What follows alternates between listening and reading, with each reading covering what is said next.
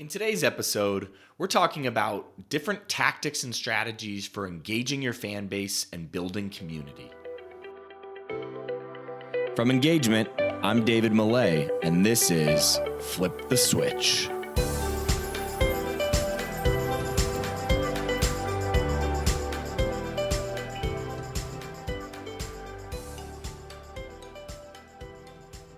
What's going on, everybody? Welcome back to another episode of Flip the Switch, where we sit down with leaders in customer experience and employee experience, and we try to figure out what are the trends that they're paying attention to?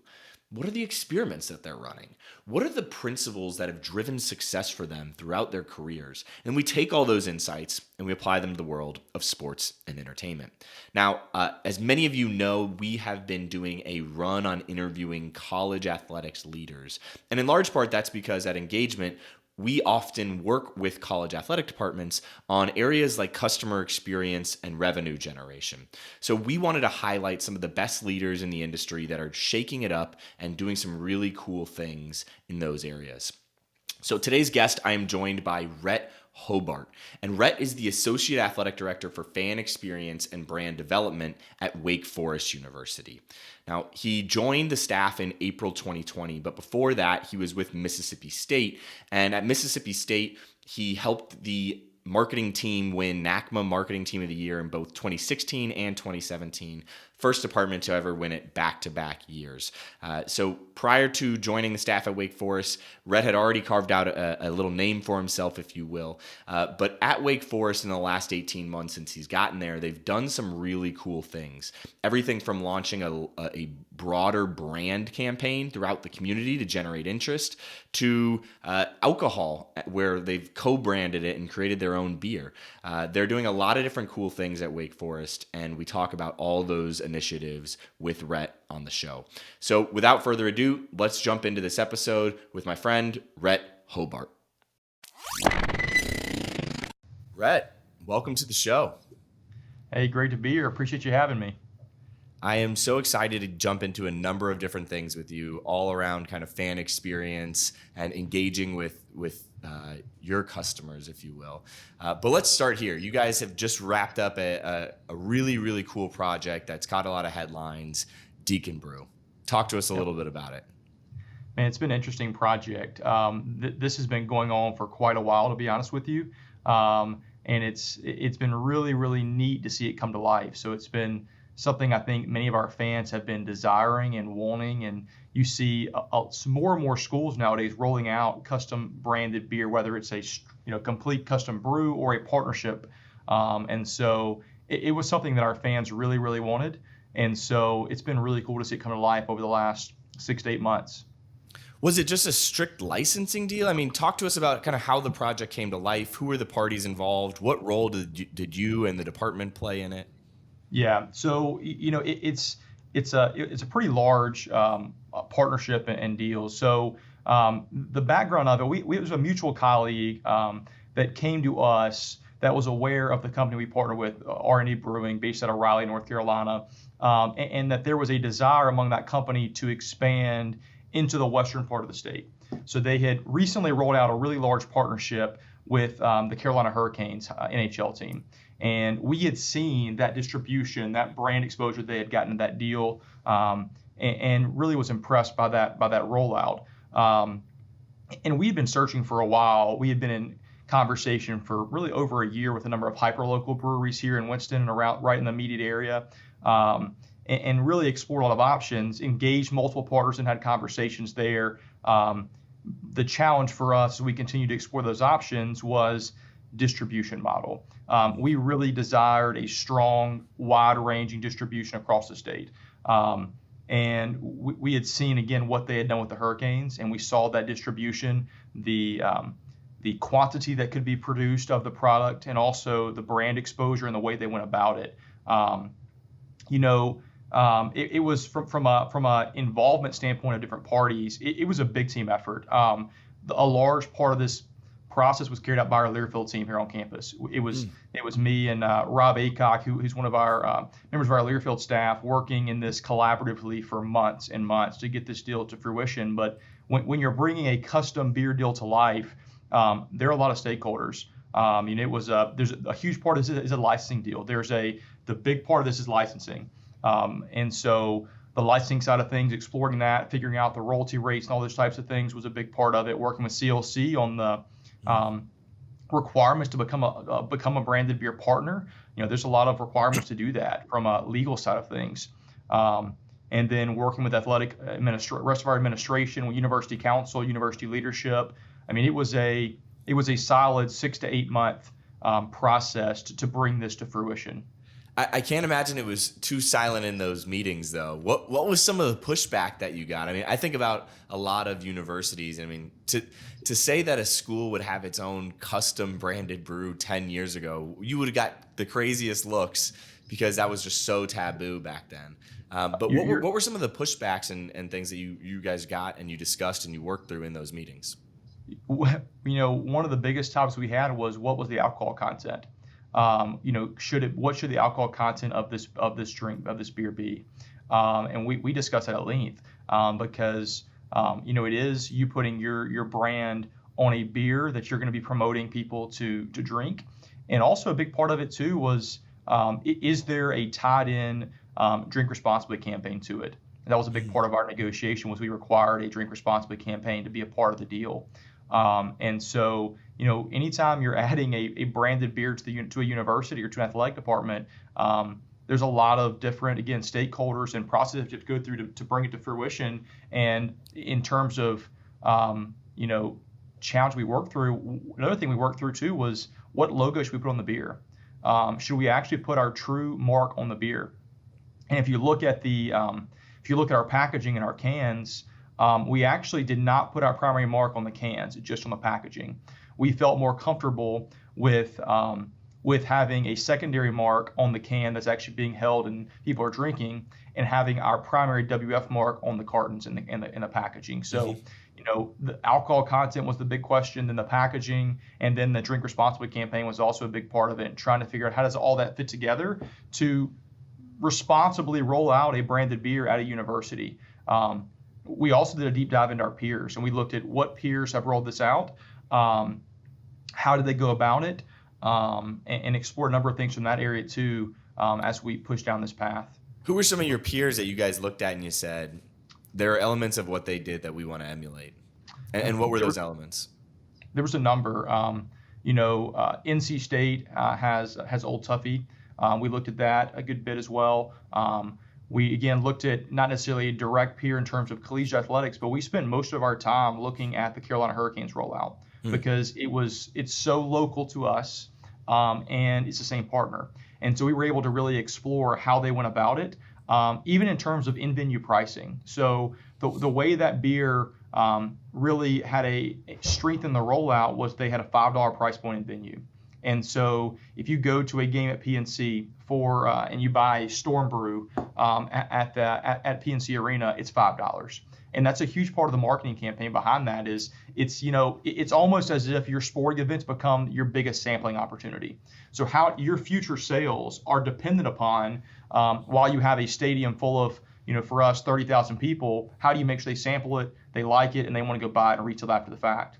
And so in a lot of ways, we mirrored the Carolina Hurricanes rollout, because we knew that R&D was comfortable with that rollout. They had obviously been a part of it, and we could see the success it was having across the state and in arena. And so we mirrored many, many parts of that rollout. But then again, we also looked at, I remember making spreadsheets and looking at partners, looking at schools who had done this, alcohol contents, types of beer, to really just make sure we want to be an outlier. You want to do this right. You don't want it to be something that's going to be completely bucking the norm in this industry, because it's a unique space. And luckily, Wake Forest has served alcohol for a number of years at sporting events, so it wasn't like we were starting serving alcohol and making our own beer. We had been in this arena for a while, and so it just made sense to continue to push down this path. But I would say mainly we looked at the Carolina Hurricanes rollout. So there's a couple of things I want to go down, but I want to ask these questions first, because if I ask this one question, it's going to take us down a whole another rabbit hole. So I'm going to hold on to that. But okay. When you guys rolled it out, did you test the product out with like maybe fan council or a subset, or did you just say, hey, this is it. We designed it internally and we're rolling this out now. It's interesting. We had to make a conscious decision on that, to be honest, because when this project took about, like I said, about 6 to 8 months to get to fruition, and a lot of that was contract negotiation and figuring out, like I said, all the legalese of things and all those types of aspects of it. And so by the time you finally get to the recipe side of things, we were in July, and so we had to make the decision of whether or not we wanted to pause production and risk not having it for the first football game to go through a large sampling period. So we actually chose not to do that. We did some minor sampling with a couple of members of our staff. However, it was the decision to make sure we had it ready for game one. And if we drug that out 2 or 3 more weeks for a sampling period, that was gonna stop that from happening. So we really depended upon the Brew masters at R&D to get it right, and we again had confidence in them in doing that. We had a lot of conversations about, again, the alcohol content and the basics of we wanted a light beer. We wanted a light beer that we felt like would be a good stadium beer, but also a beer that could be purchased and enjoyed beyond the confines of the stadium. And so we did discuss the overall rollout in a number of our kind of small focus groups of fans. But in terms of specific sampling, we did not go down that path, just from a time sake standpoint. I'm shocked to hear that in college athletics, contract negotiations and working out the finer details delayed a launch of something. I'm shocked to hear that, Rhett. We got the first keg in the week of the first game, so it was very convenient timing. But why am I not surprised? It's a great beer. Anyway, all right. Well, I do want to hit on this aspect of what you said about it being a stadium beer and being able to have the beer in the stadium almost be your largest marketing campaign. Yeah. I think about this similarly to kind of how Barstool approaches business oftentimes, where they've got this massive audience, and rather than just being a media company, they can then create different pieces of commerce and products that they can sell because they know they have a captive audience. I think about this beer with you guys in a similar way, where you guys have always made so much of your money, whether that be from broadcast or multimedia rights, whatever it be, sponsorship, where you've got a live audience and you're helping other people sell their brands, right? Sell their products. Now, for almost one of the first times, you're saying, we're going to sell our product to this large captive audience. What's next outside of beer? And how do you think about that? What are other types of things like that you can get a little bit more interesting with, rather than just licensing on a t-shirt? Yeah. What's the next product or innovation that you guys can sell to your captive audience and take a bigger piece of, you think? I'm going to answer that by going back to a statement you just made, and I'll come back to the direct answer. So, I think the beauty of what you just said in terms of how we went about this is that's a true successful sponsorship partnership. You have sponsors that come in that, you're promoting their product. The best sponsorships you can make, the best partnerships you can create in this industry, in this space, are ones where it's a co-branded, co-opportunity partnership. And we felt like this was a great aspect of that, because when R&D succeeds, we succeed as well. And so it's, there's a true partnership in that. We have looked at a number of things beyond beer that I think will be coming over the next few years. There's a number of schools that have rolled out custom branded liquors. We have explored that as well. New Mexico State rolled out one about a year ago. We've explored that concept. We have some local distilleries who are interested in working with us on that. That's obviously another whole world to enter and explore. Wake Forest in the past has had a custom branded wine that we are looking now to bring back. I think it's been off the shelf for probably about 5 years now, but looking to possibly bring back a branded wine. And so that's probably 2 examples just in the alcohol space that we're exploring. But candidly, right now, everyone is looking at ways to maximize and grow revenues. And so a lot of this partnership, and the reason to pull the trigger on it now was for that sake. Not only is this a partnership where you have a sponsorship amount being paid into it just to promote the product, but there's a commission from a concession sales in venue. There's a royalty rate sale out of venue. And so we've even talked about coffee. Is there a way to do custom branded coffee? Love it. There's schools who I know have explored that. I think there's been a few that have rolled out. So the future of this is really wide open, because there are so many opportunities to have these co-op partnerships that allow you to share in the success with a partner that really is the best kind of sponsorship deal you can create. I love that you guys are thinking like this because I definitely believe if you look at the traditional revenue streams of college athletics, we'll see what happens with broadcast here in the next round of things and with conference realignment. But from a development standpoint, from a sponsorship perspective, from a ticket sales, those revenue streams are not as stable or reliable as they once were. And so I think if we're an athletic department and we're not thinking about what are new revenue streams that we can start thinking about, you're really not setting yourself up for the future well, because I think we've got to be saying, how can we leverage the power of our brand to deeper engage our fans and grow revenue in ways that we've not thought about before? For sure. I agree, absolutely.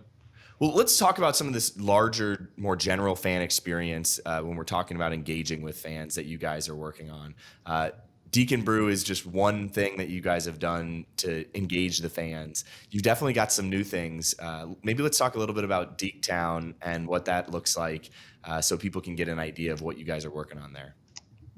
Thank you. Yeah, Wake Forest is unique in a lot of ways. It's the smallest Power 5 school in the country, but it's a robust, highly academic institution with a very high caliber of student and student athlete, with also a high athletic history of success. What's unique in that is that Wake Forest recruits students so nationally, even internationally, that it's not like a state school that I came from and I'm used to, where I attended, where you're going to graduate and you're going to stay somewhat local. A lot of Wake Forest students who come to school here don't stay local after graduation. They may move to, you look at our alumni bases nationally, we have Washington, D.C., New York City, Atlanta, all these different markets. And so why that's important is that, when you're trying to fill a 30,000 seat football stadium, a 14,000 seat basketball arena, you don't always have that captive market of alumni right here in the area to sell tickets to. And so, coming in a year and a half ago here, one of the big conversations we had was about how do we grow our ticket base, our fan base, how do we fill our venues? And we felt a big thing we had to do was find ways to better embrace and engage the community. And as a part of that, create opportunities for people who didn't go to Wake Forest, who maybe are a huge fan of another team in the ACC or a team in a different conference, to still feel like they live here locally, that Wake is their team also. I don't care if you went to school here, I don't care where you actually call home. How do we make you feel like you are welcome in our environment, in our facilities, by being a ticket holder? A challenge you have sometimes with the university at the caliber of Wake Forest is that it can feel exclusive in some ways. And so how do you make sure that people in the community who live here in the Triad across North Carolina feel like Wake Forest is their school as well? And so we have a great partnership with a group on campus that specializes in branding. And we work collaboratively, even before I got here, this project had started, to develop a new brand campaign that was geared specifically at that message.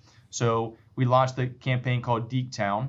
And the idea is that no matter where you went to school, no matter where you call home, no matter what school you cheer for every Saturday, Wake Forest is open to you. And we want you to be part of our family. We're welcoming you to part of our family. And so we launched this campaign officially in January. We had a 3-phase rollout. We are now in phase 3. Phase 1 was a direct tie into a sales message for football. We launched football renewals and sales. We rolled the campaign out with that. And then phase 2 over the summer, really started in about May, was a true environmental grassroots branding rollout. So all over the city, throughout the Triad, so throughout in Greensboro as well, we have physical branding on the sides of buildings, on walls, we have banners. And so when you go around this city, when you go across the Triad, when you go to airports in the state, you see welcome to Deactown branding. And the message is intentional, welcome to, because we welcome you to part of our family. We're not saying this is Deactown. We're saying welcome to it. No matter if you know it or not, you're a part of it. And this idea goes beyond the confines of Winston-Salem. It's home, will always be here. But when our team goes on the road, we take it with us. We did a brand campaign as an extension of this earlier this year during the NBA Finals. We had billboards for Jeff Teague in Milwaukee. And for Chris Paul in Phoenix, it said Phoenix is Deactown, Milwaukee is Deactown. And we're trying to show that no matter where you are, if you are if you are a part of the Wake Forest culture, it's following you wherever you are. And so this has been a big rollout for us. And now phase 3 is as we bring this into our venues to come to life at our events. So this is great stuff. I mean, I'm really curious as to how behind the scenes this has worked, right? I know, a lot of our listeners are senior leaders trying to take away tips and strategies here. So something like Deactown, a big branding campaign like that's not in your normal P&L on the marketing team year over year. And I know because we're deep in a lot of different athletic departments looking at their P&Ls, a lot of times budgeting comes as, hey, what'd you do last year? And can you do the same with what you did last year? This clearly does not fit into that. So how did you guys get the funds and the budget internally to go push something like this where you might not see a direct ROI in year one? Yeah, it's definitely a long play. I mean, we're building a long-term strategy of this to sell tickets in the long run. We're not thinking we're going to see a massive jump in year one. It's about building a culture. To your point, it's a long play.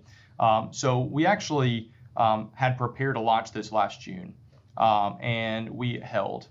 We held for a number of reasons. One, we felt like it wasn't the right time to launch it in the middle of the pandemic, at the pace the pandemic was moving at that point. And also from a financial standpoint, we need to be conscious of that last year specifically with the unknowns that were ahead. And so we really held off on it to, one, figure out the budget side of things, how we can make this work, because there is a significant financial investment in launch of a brand campaign. And so we really had those conversations over the last year to figure that out. And to your point, it was not a budgeted item in our marketing budget. It was a separate budget part of this. Who was a part of those conversations? Was development involved? Talk to us about how you got senior leaders internally. Like, how did you get senior leaders to buy in that this is the right investment? This is where we need to spend our money instead of somewhere else. To the credit of those before me at Wake Forest, this conversation had started before I got here. When I got here, literally my first day, I got handed a book of the Deactown brand campaign. Like, hey, look at this. It's in your hands now. We got to figure out how to get this rolled out. And so, I think how this project started initially was we have a group on campus, a group called Community and External Relations that is basically the university's branding and PR unit. And they specialize. They've done some really, really great branding campaigns over the years, and so they had actually, this project had started in conversation with athletic leadership, all the way from John, our AD, through our department, that we need a new brand campaign. And so they really started working on this, and they presented it back to university our athletic senior leadership team. Showed an initial draft of some concepts. This was, again, right around the time I got here in last March. And then we went through a ton of refinements to that pitch. And then the conversations continued from a financial standpoint with our CFO, with John, our AD, with my boss, Barry Faircloth on the development side.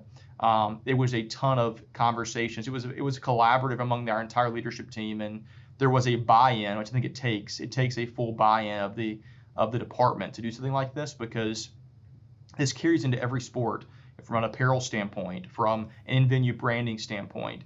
And so this was something that was discussed very collaboratively over a year process behind the scenes to prepare to launch it in January. What have been some of the successes? And if you were at another school starting out to launch a brand campaign, what are some things you might do differently? Yeah.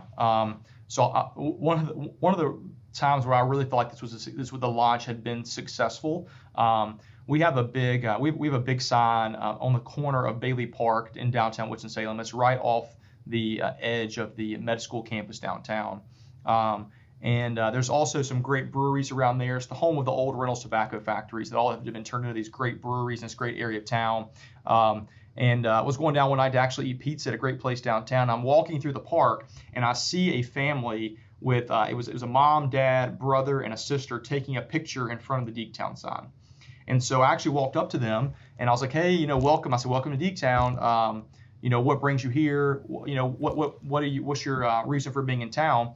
And this student was actually considering Wake Forest and had been on a campus visit that day and was going down to eat pizza at this restaurant downtown and saw the sign and took a photo. and they made the comment that it felt like that the community was supportive of Wake Forest and it was all one big, town and gown relationship. And so at that point, I was like, let me take your photo for you. We'll get a better picture. You can see all of this in it. That was the point at which I was like, okay, this is actually, we're early in this, but this has some life to it. And so that's when I felt like this was a chance to be a really cool effort. If he committed there, you guys are taking all the credit, and that's $60K. Put it in $60K of tuition per year. Put it in there. That's right. That there's your ROI right there. That's right. What are some things you might do differently if you were launching a brand campaign at another school where you were really trying to get the community rallied around the school?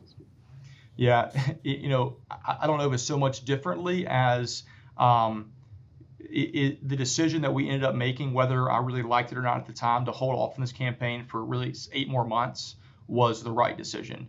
And so I would say with that, if you are doing a brand campaign, if you're launching a brand campaign, if you think you're ready for it to launch, you're probably not. And you really need to deep dive into what every aspect of it is. And so be patient. I think a brand campaign, especially when you want to launch, we want this to last for 5+ years is our goal with this campaign. And so, an extra 8 months is nothing in that, and to get it right. And so I think the most important thing in a brand campaign is being patient with the launch, bringing in as many people as possible to vet it and figure out what you're missing from a university standpoint, from a department athletics standpoint, from an alumni student standpoint. We held a number of kind of internal focus groups with those groups over the last fall semester that if we had launched it in June, we wouldn't have had those. And so I think patience and inclusion of various parties for feedback is the most vital thing you can do in a kind of a quiet phase launch of a brand campaign. I love it. It seems like you guys have really done a good job with Deactown and rallying the community to have some passion for Wake Forest and feel a part of that. You guys have also done a lot of things for when they actually come and they act on that interest, and now they're actually experiencing your product, your event. You guys have done a lot of things to plus up that experience, both for students and for regular fans, whether it be the R&D Brewing 7 Saturdays bar or some of the stuff that you guys are doing for students. So let's talk a little bit about some of those things you guys are doing from an experience standpoint once people have acted on their interests and they're at your event. So, as I talked about earlier, if we're going to be successful in filling our venues, we have to bring in those from the community that didn't go to Wake Forest. And so a large part of how we've adjusted our strategy for how we create a game day experience is creating an experience that any college sports fan would enjoy, whether or not you went to Wake Forest. So whether or not Wake Forest is your favorite team, if you come to a game at Wake Forest, we want to make sure that you have the ultimate college football experience that even goes beyond just what's happening on the field. How do we make everything around the venue the best it can be, which is a common thing everyone is trying to do in college athletics right now. So tying in what you mentioned earlier about the bringing to light the 7 Saturdays bar. So as a part of this whole rollout of Deacon Brew, we knew we wanted to have a strong in-venue activation. It goes back to the concept of it's our biggest sampling opportunity we have. And so this execution is really a huge exemplification of the strategy of our creating the best fan experience we can create. One of our core principles that John has for our department is creating the best fan experience in North Carolina. And that's not trying to be short-sighted, just saying best here, but we feel like with the competitive nature of this market, if we can do that, it's going to be one of the best in the country. And so love a good attainable goal. Right. Sometimes we way overreach, and it's like, let's start with just being the best in our neighborhood. But go ahead. That's right. So when we were trying to bring to life this bar space, we had a vacant area that was on our concourse. It was a really great view of the field below our video board. So it had these kind of cutout openings with a rail. And so we're like, this would be a great spot to create an immersive experience. And so when we started discussing this, we felt like the important thing, going back to this whole concept, how do we make sure any fan who's maybe a fan of a different team loves our experience? We said we've got to create almost a sports bar-like experience where you can sit there, be at our game, watch other games, and experience a cool setting. So we created a pretty immersive experience. It has a 40-foot wide bar in the center, 2 10-foot bars on each end. It has TVs all throughout it. It has outdoor couches. It has lights over the top. You have the chance there to purchase beer in draft or can form.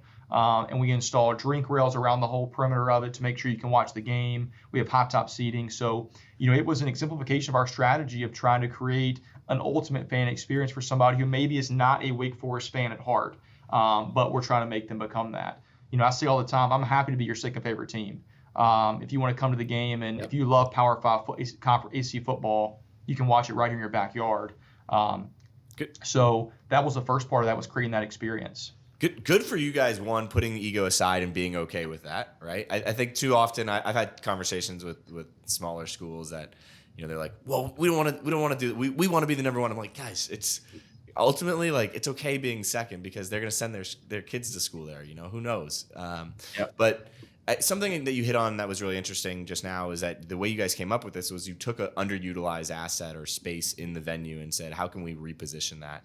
And I think from our days at Disney, that was something that we always looked at and it's how we approach stadiums and venues now, and concourses and areas around the stadium, is ultimately it's real estate. How can you get the highest yield from that space, from that real estate? What can you put there that's going to do that? I think about it even from a food and beverage perspective, right? Should we have the kettle corn guy at the front, or should we have the water guy at the front, right? It's real estate. How do we generate the most revenue from that real estate? And so I love that you guys took that concept and really brought it to life. Sure. Well, let's talk a little bit maybe about what you guys have done specifically around the student experience. I don't think maybe not all the students are going to be at that bar, right? Unless they're overage, but a lot of students are not. Right.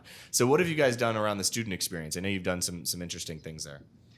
So we've taken a major focus approach to student engagement. We talk a lot among our team that if we can't get students to come to games when it's free, they live on campus, the stadium's right there, then our chance of getting them back is probably slim as an alum. And so we feel like it's vitally important for us to add value to the student experience. We can be that thing they look forward to every week to go to the sporting event. We can add and make their experience better than it would have been without. And so we've placed a major emphasis on that student experience. And so we've taken two really intentional approaches. One being last summer, we launched a new dedicated digital student rewards program.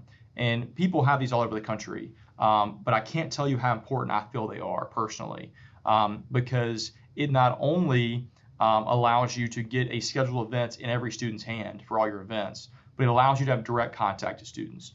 Being able to send campus-wide emails is always a challenge, no matter where you are. And so for us, the core of this whole concept was creating a dedicated ability to deliver information to students, whether it be through push notifications through the app or through email. And so, we send scheduled events emails every Monday for the week ahead to every student in the program. We have 5,100 students in this program, which is almost 95% of the university enrolled. And so it allows us to have direct contact to the students, which also allows us to get feedback from students through surveys in the app and through rewards that makes them want to go to events to earn the big prize they can get, and they compete on leaderboards. And so, the core of everything we do from an experiential standpoint for students is based off that program. To get a giveaway at an event, you have to open your app and show you're checked in. You can't just walk up and get a giveaway. And so it's the core of all we do. From a football standpoint, we actually transitioned this year to making that program their digital ticket to get in. So historically, they have scanned an ID to get in the gates, and that's great, but that didn't make them be a member of the program. And we feel like we need them to be a member of the program to communicate with them, to follow up after games. If you use a program like this, you can look at who came to the game and target them back and say, hey, we loved having you last week at Florida State for football, need you back this week for Louisville. And so we record videos with Coach Clausen talking about, hey, you made a difference, I need you back this week, and we send those out. And so by us using the integrated QR code in the app and linking that up into our Pacquiao and ticketing system, we are able to know exactly who's coming, and they have to have the app to get into the game, which creates this guaranteed app downloads and engagement every single game. We also are able to award points for staying through the fourth quarter. So to come to a football game, you get 50 points for coming. You get 150 if you're still there in the fourth quarter. So it goes back into creating that experience. We want you to come, we want you to be there the whole game. But probably the biggest thing we've changed this year from a football standpoint is something that's unique about the Wake Forest game day culture for students is the tailgate space for students is within the stadium. So we have a wide perimeter on one side of the stadium where these kind of all our tennis courts are. There's a nice grass area. It's within the stadium gates. And that is where all of our student organizations create their tailgate spaces. And historically, it's been a very group-centric space where you go in, you book a space, you have your tailgate, bring your own tents, and it was a cool experience. The feedback we got when I got here and a number of conversations was that for students who didn't have an organization tent to go to, they were lost on game days. They had nowhere to go and enjoy that experience. So we created a task force this summer that was wide-ranging. It included members of the Dean of Students Office, Greek Life, athletics, faculty members, to really dive into what should our game day student experience look like? What should our tailgate experience look like? And we revamped the entire experience. So we actually created a new centralized student tailgate that has a 25-foot video screen, a big stage, live music. It has $5 beer, $5 drinks, free food trucks, tables, seating areas. But that area is surrounded by all the group spaces. So they actually make a U around it. So the concept is you don't look like a loner going to the space because everybody's there already, but you can still be a part of this overall experience. And so we rolled it out for game one, and it's helped us have the two largest crowds in the last 15 years for student ed football. That's huge. I have a couple questions. One, our listeners love hearing like the names of actual companies and whatnot so that they can go out and if they like what they hear, they go explore that. So who did you guys work with on the app? FanMaker. You worked with FanMaker. Okay, cool. Yep, I work with them. I worked with them at Mississippi State. I've been with them for probably almost 10 years now, and they've been exceptional for us.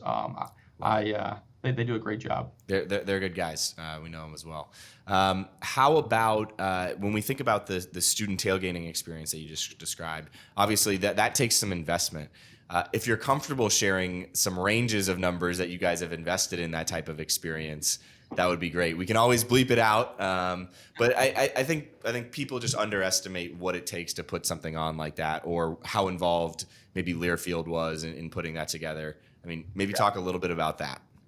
So this was a very collaborative partnership, meaning we were working hand in hand with the university to do this because it goes back to adding value to the student experience. And so this was a six-figure investment on both sides to make this happen. It's all about creating the best student experience you can create because that's what creates retention for students. That's what creates your future ticket holders. And so we feel like it's worth the investment. And so we reallocated stuff on our side from what we do. There was already money being spent on this to an extent, but we made a significant financial investment in it. And we've gotten really positive feedback from students, and the crowds have shown us that it's working so far. I love it. Yeah, I think you can do all the marketing in the world, and if at the end of the day the fans come there and it's not a great experience, they're not going to come back. You might get them the one time, but you're not going to get them the second, third, fourth, 10th time.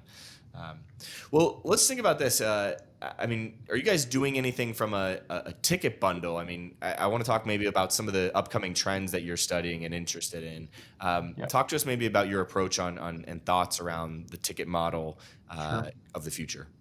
So I'll give you two perspectives. I'll give you a perspective of what we did in football and where we're going in basketball, which I think is pretty innovative in basketball. Okay. So from a football standpoint, we are creating a model that prioritizes early purchasing.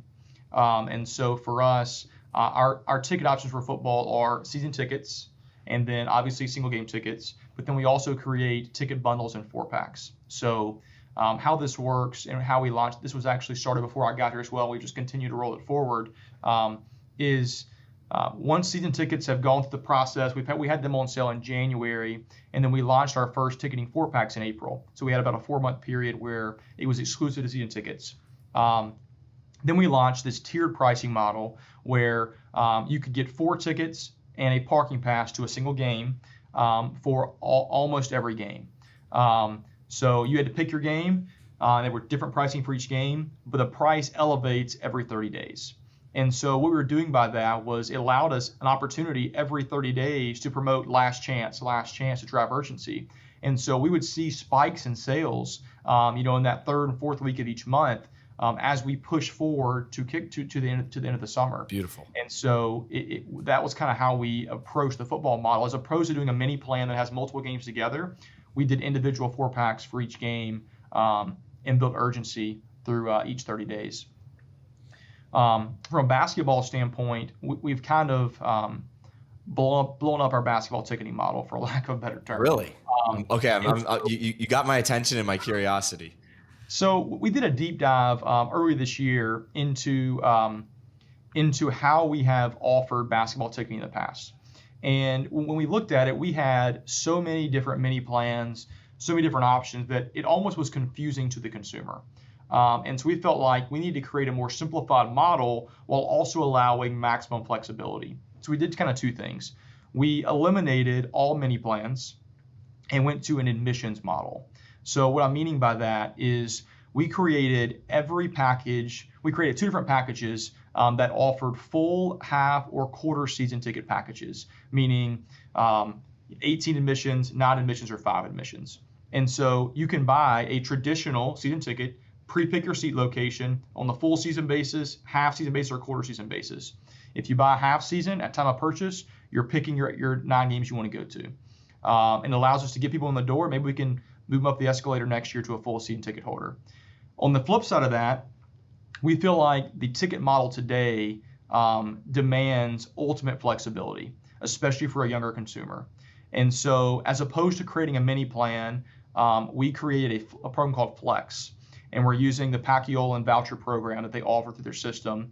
And we're offering a Flex program at the same structure. So full, half, or quarter season Flex plans. What that means, if you buy a full season Flex plan, you get 18 admissions. You can use all 18 to one game if you want, bring 17 friends with you. You can use two tickets at 9 games. Same thing with the half seasons offering 9 admissions. It allows us to have really nice low price points, because the benefit of that is you don't get your seat assigned until almost game day. And so you're waiting to get your seat assigned. It allows us to sell tickets at a higher rate on a single game basis, but also reward those who redeem their tickets early for those games. And so basically we try to simplify our model by offering basically full, half, and quarter season packages, and you pick if you want traditional or flex. And so we are in the midst of that selling period now and have seen a nice jump already in sales. And I got to imagine the jump in sales as well. I don't know if you've unpacked the demographics of who's driving that jump in sales, but I got to think that that's almost a little bit younger as well, based on the flexibility and kind of this membership model versus kind of the season ticket holder. Is that correct? Absolutely. No, I think you're absolutely right. And we felt like it was an opportunity with a new head coach who's in year 2, but kind of year 1 with COVID. To really engage the fan base and engage, again, going back to the Deactown concept, local people who don't want to spend $500, who are willing to spend $90 on a package to come to 5 games. And so, yeah, I think it's definitely, from a demographic standpoint, the Flex Plaque skews much younger. And then you mentioned the membership side, I think I should have mentioned already. As a part of our whole model between traditional and Flex, we are changing our terminology from ticket holder to ticket member. And the reason behind that is we feel like to be successful in selling tickets, we want you to feel like you're getting more than just tickets. And so right now we're exploring lots of aspects of that, whether it's fast pass lines at concessions or at the gates to come in, whether it's a loaded concession voucher based on the number of tickets you purchased. We're still in the exploration phase of a lot of that. But we are trying to find ways to add value and create a membership.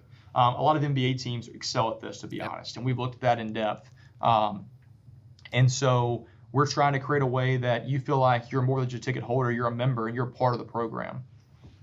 Good on you guys for what you just said. We've been looking at what NBA teams have been doing and not just other college universities. I think too often in the college space we get caught up not looking outside of college. So good on you guys looking at more of the NBA style MLB. I feel Chris Giles and his company at this point should be taking out an ad here with us, because I always talk about his company and what they've been doing. So he was a former COO at the Oakland Athletics. And they've changed their company name a few times, but he's kind of pioneering this membership model where at the Oakland A's they did away with season tickets and just moved all to memberships. But it changed their mindset to focus on how can we create value outside of just the ticket. And I was talking to one of my good friends at an SEC school this weekend about the same thing. And it's this, especially with basketball, football Saturdays, you got 7 of those events or 6 of those events. It's an all-day affair, right? They're on a day where people aren't working. But how do you, for the no-name school that the out-of-conference no-name school that you're playing on a Wednesday night for basketball, how much value really exists in that ticket? And if you can create a larger membership there, now you're saying the ticket's just part of a larger package. And I think that's going to be the only way going forward. There's too many other entertainment options for people to use today. I agree, and part of that too, while we've discussed like the concession lines, is it's a visual reminder to those in the venue that they should be a season ticket holder member. And so, if somebody who just bought a single game ticket walks up to a concession stand, they see people skipping the line, they're like, I want to be that. I want that experience. Right. The Atlanta Braves do an exceptional job of that with their A-list program. And so we're looking to replicate a model like that for basketball as kind of a beta test to a larger program that we may roll out to football as well. Let me guess, the Braves A-list program is also powered by Delta. It probably is. Talking about great partnerships that add benefit to the fan experience. For sure. Well, thinking about what else is outside of that, I mean, you transitioned from Mississippi State to Wake Forest during the middle of that pandemic. We can talk about the differences between SEC and ACC, but one of the things that we probably should bring up is kind of this Deacon virtual season ticket program. Sure. And how that's unique and how maybe that would work in the SEC, maybe not. But dive into that a little bit. I think that ties well with the membership topic as well. Yeah. So, and what a weird year and a half. Our first year it was, not only, I can remember back just trying to find a moving truck to move across these states from Mississippi to North Carolina in March, and the start of the pandemic was interesting. But as a part of that, you get to a place and everything you feel like about marketing and fan experience is really kind of doesn't matter, because you're not working to drive ticket sales. You're not working to create an in-venue experience for fans. You're still focused on the student athlete experience, but it's different. And so we turn a lot of our focus to how can we create a program or experience that allows us to keep our fans engaged while they're away. It's very likely that in this last year, there were fans who missed a football game for the first time. They've come to a game a season or every year since they were a kid, and they didn't come at all. And so we felt a very strong need to create a system in a way to allow them to feel that game day experience at home so they don't forget what it's like.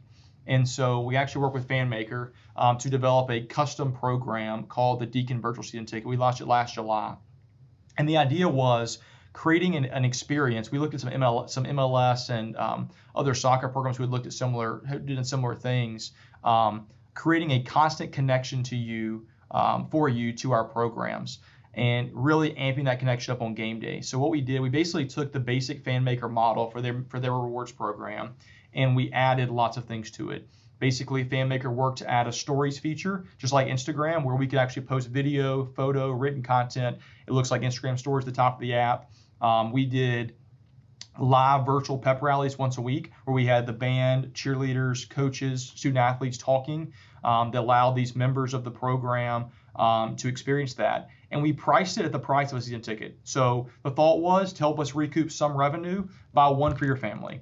And so we priced it at $179 for the season for football.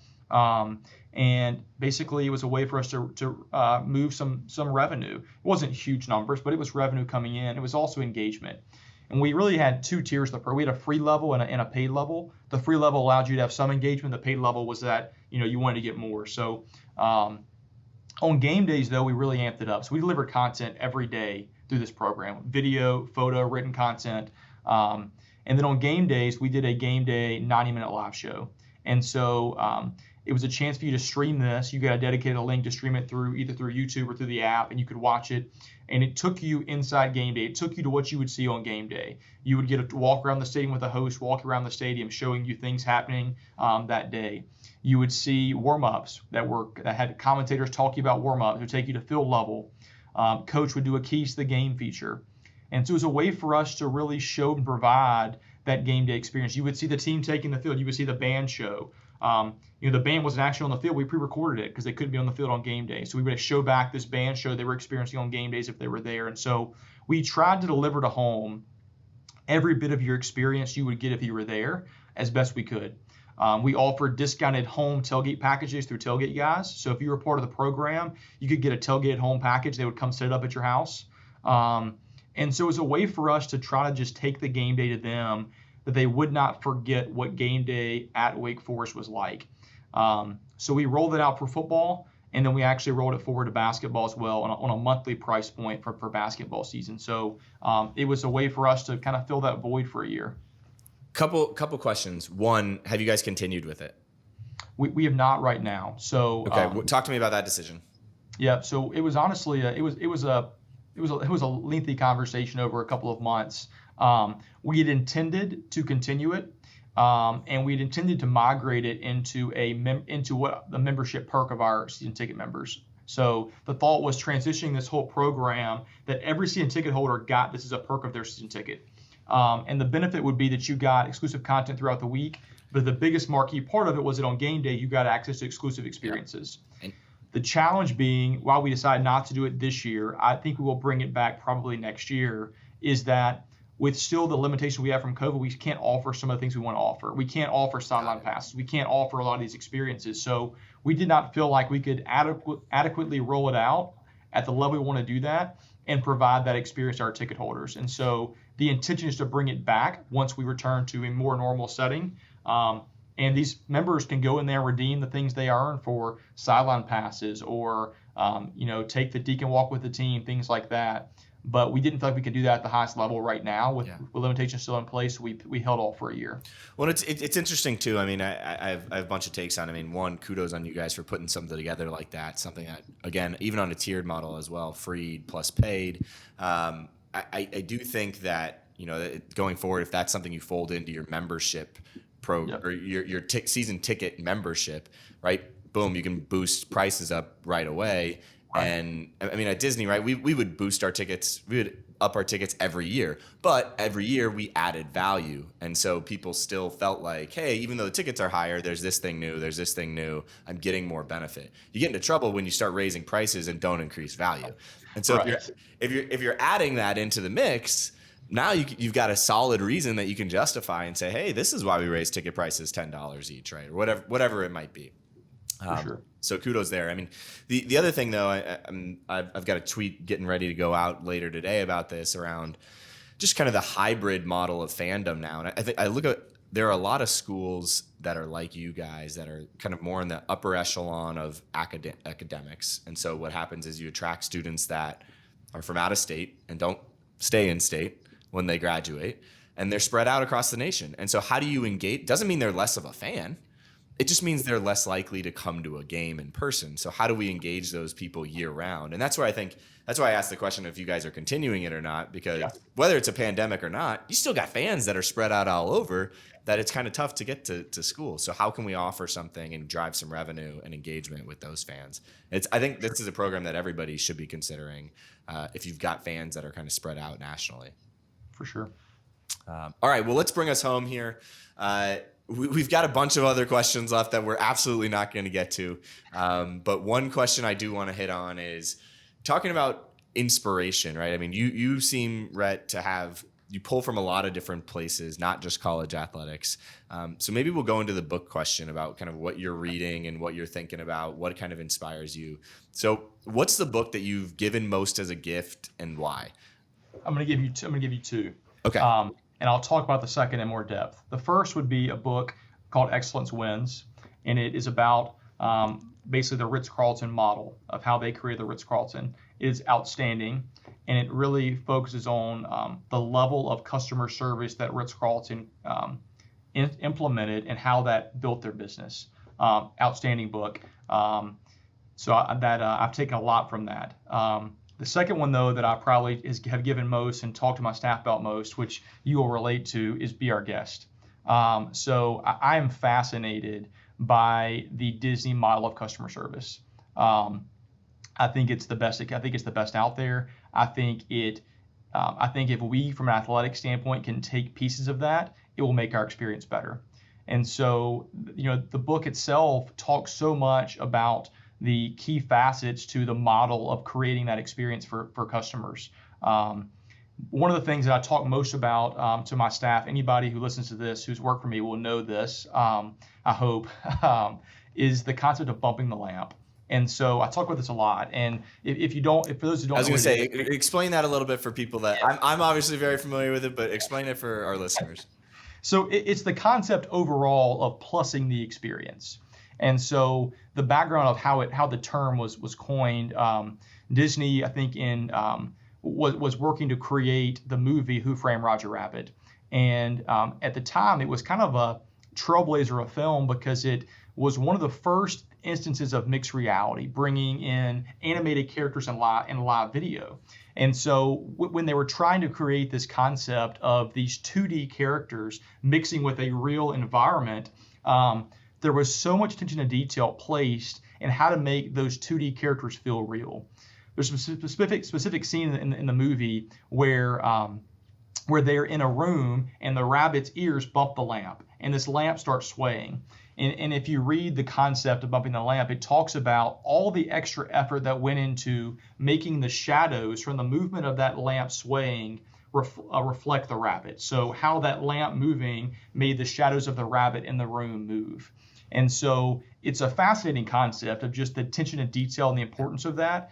And I talk about it all the time because if we can place in athletics that same attention to detail emphasis in what we do, we can plus our experience for everybody. This space is so competitive from other collegiate sports programs, from professional sports, from the ability to watch a game on TV and how easy it is, that we have to make our in-venue experience the best it can be.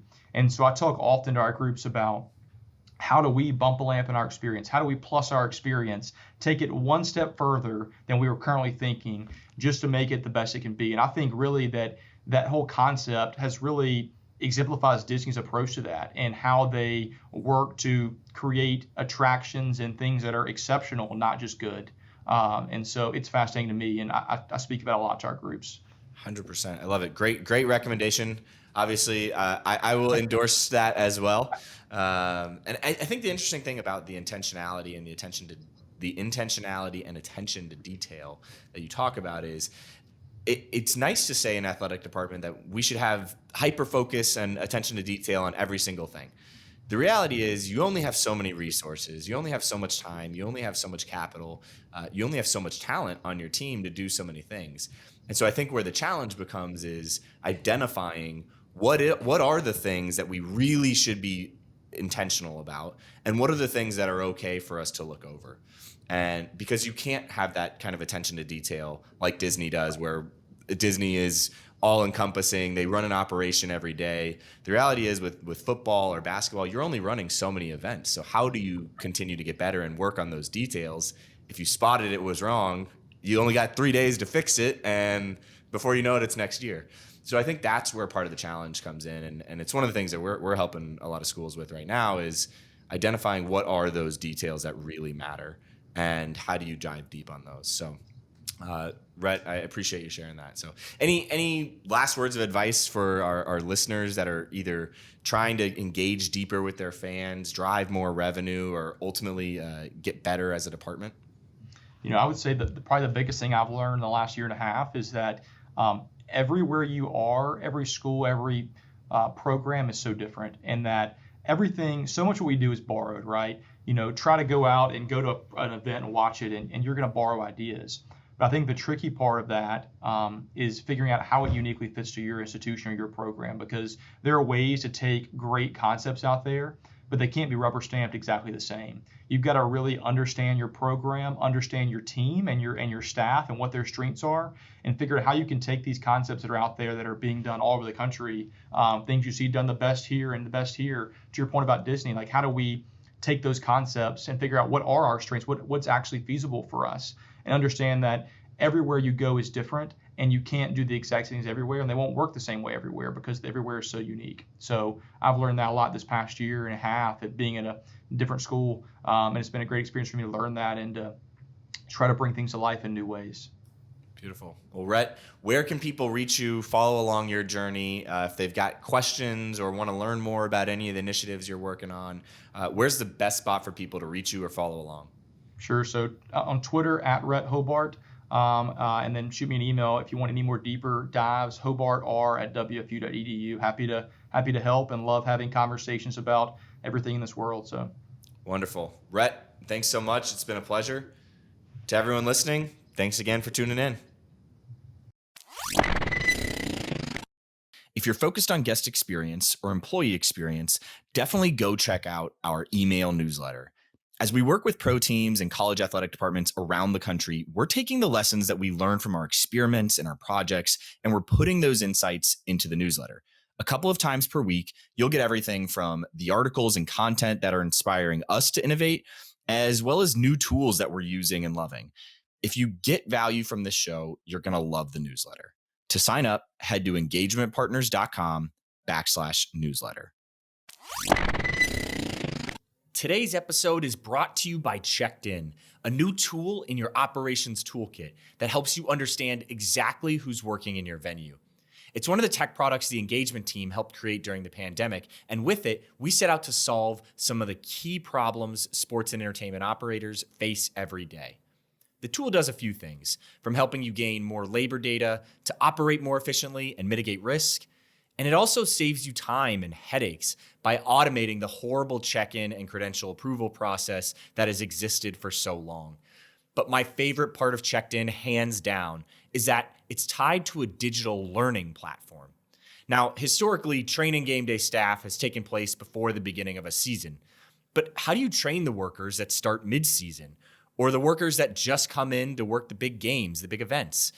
Well, this tool solves that issue. With Checked In, you can create and push training to your teammates digitally, and you can require employees to watch training videos before they're able to physically check in to work. Checked In has begun rolling out at some of the biggest stadiums in the country. If you want to see how it works and get a demo, head to checkedin.app. That's CHECKDIN.app. We'll make it easy and link to it in the show notes. Hey guys, before you head out, just wanted to say thank you so much for listening to the show. If you enjoyed it, head over to iTunes to subscribe, rate, and leave a review. That helps more of your peers find the show as they search for ways to get better in their own roles. But this podcast is just a small part of what we do at EngageMint. In our normal day in the office, we're crazy focused on helping athletic departments and sports and entertainment companies generate more revenue by becoming more customer-centric. To see how we might be able to help your organization, visit EngagementPartners.com to learn more. Download a free guide, check out our blogs and case studies, or schedule a call with us if you want to see how we can help with your particular objectives. Our goal is to help you create deeper connections with fans and generate more revenue. So when you're with us, hopefully you find a nugget or two that helps your cause.